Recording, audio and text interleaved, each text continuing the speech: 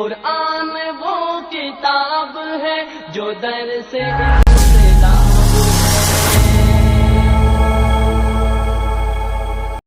السلام علیکم ورحمۃ اللہ تعالی وبرکاتہ. کیسے ہیں آپ سب لوگ؟ امید ہے آپ سب خیریت سے ہوں گے.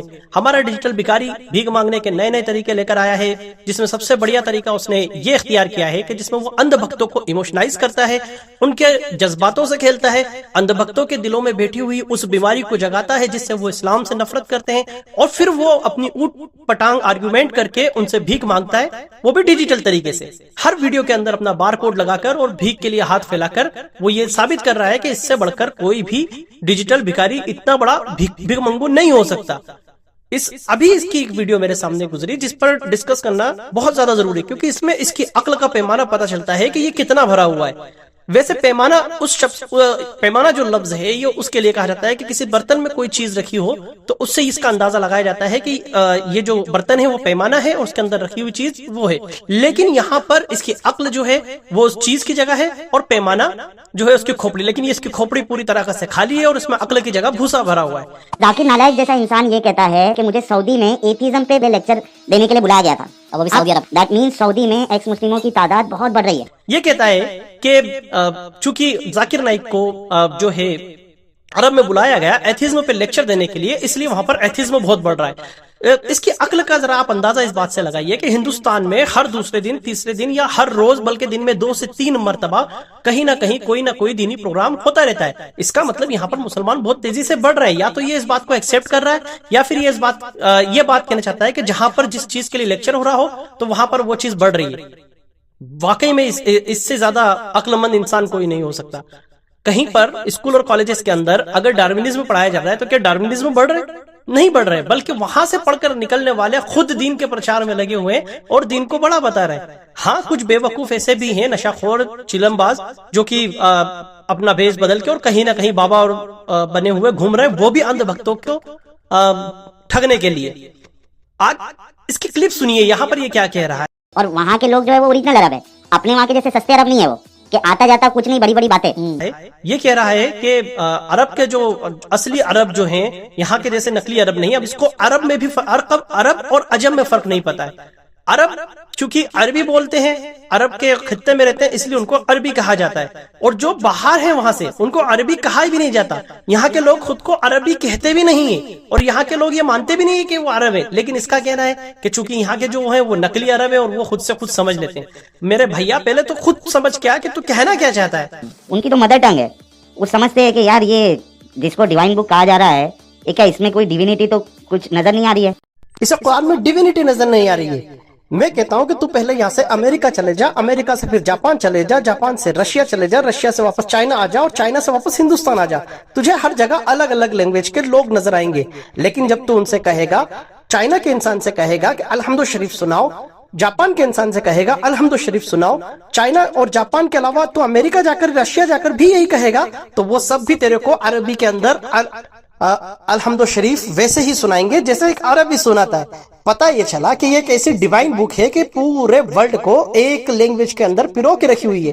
یہی نہیں، اس کی ڈیوینٹی اس سے بھی ثابت ہوتی ہے کہ اس میں آج تک کوئی فیر بدل نہیں کر پایا ہے، اور کتنوں نے کوشش بھی کی لیکن وہ کوششیں ان کی ختم ہو گئی. لیکن آج تک اس کے اندر کوئی بھی اپنی طرف سے فیر بدل نہیں کر پایا. تو وہ تو سمجھ چکے ہیں، وہ اسلام سے نکل کر وہ اپنی زندگی خوشحالی سے جی رہے. بلکہ ہمارے جو حضرت MBS جو ہے وہ ہمارے استاد ہے. اب مسئلہ یہ ہے کہ وہ کھل کے یہ بول نہیں سکتے کہ میں ایتھیسٹ ہو گیا ہوں یا ایکس مسلم ہوں، لیکن جتنے ان کے کام ہیں، آپ ان کے کام آپ تو اچھے سے جانتے ہوں گے، آپ خود ایک جرنلسٹ ہیں، ان کے جتنے کام ہیں وہ اسلام سے سعودی کو پاک کرتے جا رہے ہیں. ابھی سعودی کے آس پاس میں جہاں مکہ ہے اس کے آس پاس میں ابھی جو سٹی بن رہی ہے اس میں تھیٹرز بھی ہے، بہت کچھ بدل رہا ہے وہاں.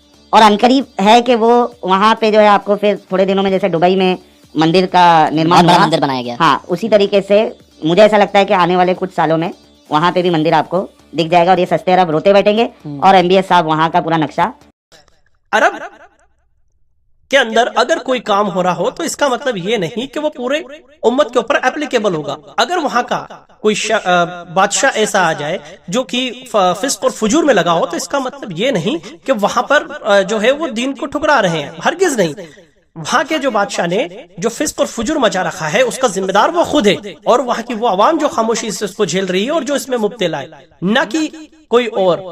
ہاں وہاں پر کچھ خرابیاں ابھی حال ہی میں پیدا ہوئی ہے، تو اس سے پہلے بھی ہوئی، جب پیدا ہوتی ہیں تو پھر ان کو ختم بھی کیا جاتا ہے، اور ہر برائی کا جو خاتمہ ہے وہ علم سے ہوتا ہے، اور یہاں پر بھی یہی ہوگا کہ انشاءاللہ العظیم آنے والے وقت میں علم بڑھے گا اور پھر وہ چیز ختم ہوگی۔ لیکن کیا یہ بات حقیقت ہے کہ وہاں پر مندر بنیں گے، جیسا کہ یہ اپنی اگلی ویڈیو میں بول رہا ہے؟ تو بلا شبہ اگر یہ اس بات کو ایکسپٹ کر رہا ہے کہ اس کے نزدیک کے آنے والے وقت میں ہو سکتا ہے کہ وہاں پر مندر بھی بنے، تو میں یہاں پر آپ کے سامنے ہمارا عقیدہ بیان کر رہا ہوں کہ ہم تو اس بات پہ یقین رکھتے ہیں کہ وہاں پر بت پرستی سٹارٹ ہو سکتی ہے کیا بلکہ ہوگی، کیونکہ سرکار دو عالم صلی اللہ تعالیٰ علیہ وسلم نے کیا فرمایا ہے آپ خود یہاں دیکھیں۔ مسند احمد کی یہ حدیث مبارکہ ہے جس میں حضرت ثوبان رضی اللہ تعالیٰ عنہ سے مروی ہے کہ اللہ کے رسول صلی اللہ تعالیٰ علیہ وسلم نے ارشاد فرمایا کہ قیامت اس وقت تک قائم نہیں ہوگی جب تک میری امت کے قبیلے یعنی گروہ مشرکین کے ساتھ نہ مل جائیں، اور جب تک میری امت کے قبیلے بتوں کی عبادت نہ کرنے لگ جائیں۔ تو میرے آقا علیہ الصلوۃ والسلام نے تو آج سے 1400 سال پہلے ہی اس بات کی جو ہے پیشن گوئی فرما دی تھی کہ یہ قبیلے واپس بت پرستی کی طرف لوٹ جائیں گے۔ حضرت اما عائشہ صدیقہ رضی اللہ تعالیٰ عنہ فرماتی ہیں کہ میں نے اللہ کے رسول صلی اللہ تعالیٰ علیہ وسلم سے سنا ہے دن اور رات ختم نہیں ہوگا حتیٰ کہ لات اور عزا کی عبادت نہ کی جائے۔ تو یہ جو حدیث مبارکہ ہے یہ اما عائشہ صدیقہ فرما رہی ہے صحیح مسلم شریف کی کتاب الفتن سے۔ حضرت ابو ہریرہ رضی اللہ تعالیٰ عنہ فرماتے ہیں کہ رسول اکرم صلی اللہ تعالیٰ علیہ وسلم نے فرمایا ہر نبی کی ایک دعا قبول ہوتی ہے، اور ہر نبی نے اپنی دعا دنیا میں جلدی کر لی، یعنی کہ دنیا میں مانگ لی، جبکہ میں نے اپنی دعا کو اپنی امت کے لیے روز قیامت کے لیے محفوظ کر رکھا ہے، اور میری دعا انشاءاللہ میری امت کے ہر اس فرد کے حق میں قبول ہوگی جو اس حالت میں فوت ہوگا کہ اللہ کے ساتھ کسی کو شریک نہ کرے گا۔ حضرت عبداللہ بن مسعود رضی اللہ تعالیٰ عنہ سے مروی ہے جب یہ آیت نازل ہوئی کہ جو لوگ ایمان لائے اور انہوں نے اپنے ایمان کو ظلم سے پاک رکھا تو انہی لوگوں کے لیے امان ہے اور یہی ہدایت یافتہ ہے، تو صحابہ اکرام نے کہا کہ ہم میں سے کون ہے جس نے کبھی ظلم نہیں کیا ہو؟ تو اللہ تعالیٰ نے ظلم کی وضاحت میں یہ آیت نازل فرمائی کہ بے شک شرک ظلم عظیم ہے، یعنی کہ اللہ تبارک و تعالیٰ نے شرک کو ظلم عظیم بتایا ہے، اور رسول اکرم صلی اللہ تعالیٰ علیہ وسلم نے 1400 سال پہلے ہی پیشن گوئی کر دی۔ آج اگر کہیں پر UAE کے اندر کوئی مندر بن جاتا ہے تو یہ کوئی کسی کا کمال نہیں ہے، یہ تو میرے آقا علیہ الصلوۃ والسلام کی 1400 سال پرانی پیشن گوئی ہے جو آج بالکل حرف بہ حرف جو ہے پوری ہوتی ہوئی نظر آ رہی ہے، اور اس سے اسلام کے حقانیت کا پتہ چلتا ہے نہ کہ ایتھیزم کے بڑھنے کا۔ آنے والے وقت میں اسی طرح سے ہمارے اس ڈیجیٹل بھکاری کی بونگیوں کو ہم نکالتے رہیں گے اور لوگوں کے سامنے لاتے رہیں گے، اس کے دیے ہوئے چورن، جس چورن کو کھا کر اندھ بھکت جگہ جگہ گند پھیلاتے رہتے ہیں۔ جب ان کو سمجھایا جاتا ہے کہ لوٹ آؤ دین کی طرف تو وہ کہتے ہیں کہ تم جا کے ایکس مسلم سے بات کرو، جو خود اپنے دین کا دفاع نہیں کر سکتے وہ تمہارا کیا دفاع کریں گے۔